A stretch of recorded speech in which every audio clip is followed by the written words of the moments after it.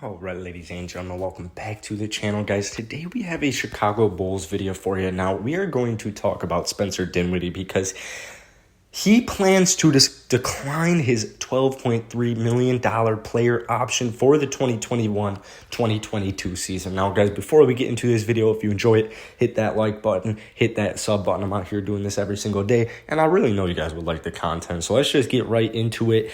This will make Spencer an unrestricted free agent this summer. Now, I think this is a great decision on his side personally.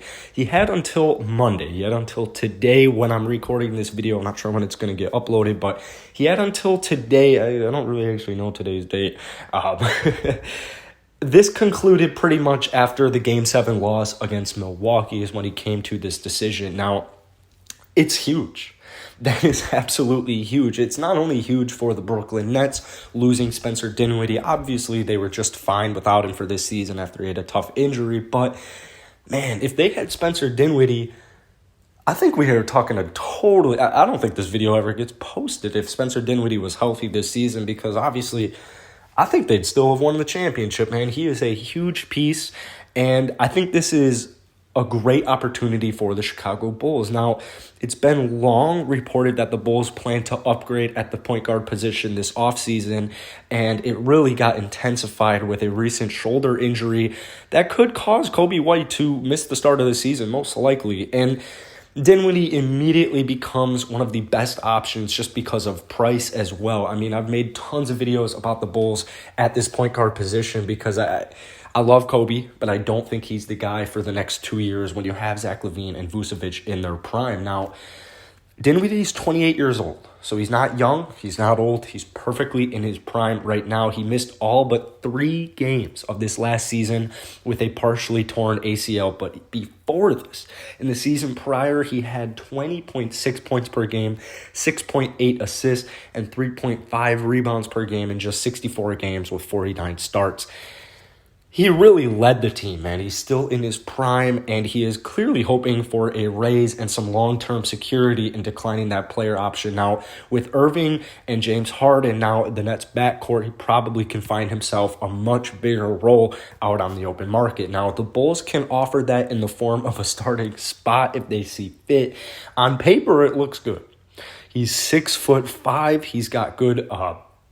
He's a really solid passer, man. He can really...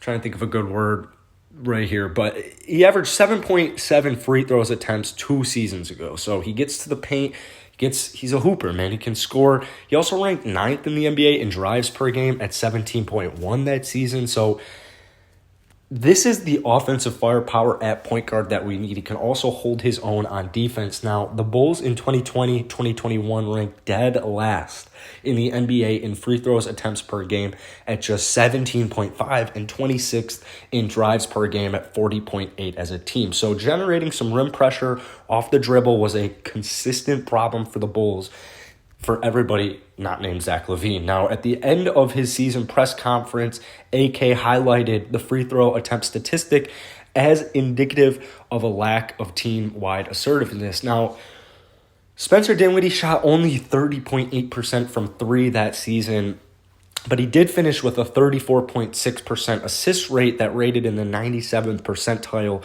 for his season or for his position, and then 11.3% turnover rate that rated in the 71st percentile. So there's definitely something here.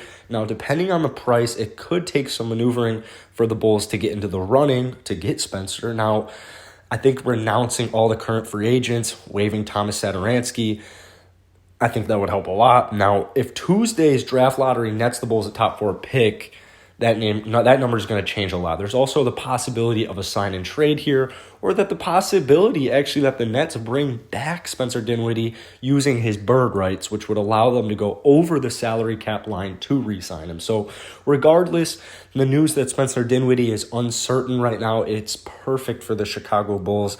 I think this is a match made in heaven because he's going to be significantly cheaper than a guy like Chris Paul or even like a Kemba Walker trade idea that I had or that I was talking about.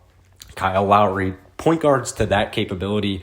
Because Spencer Dinwiddie, 28 years old, man, he's got tons of time to grow, tons of time to kind of showcase his ability now that he finally will be able to get, hopefully for him, a starting spot. Now, if you guys enjoyed this video, hit the like button, hit that sub button. I'll see you guys tomorrow.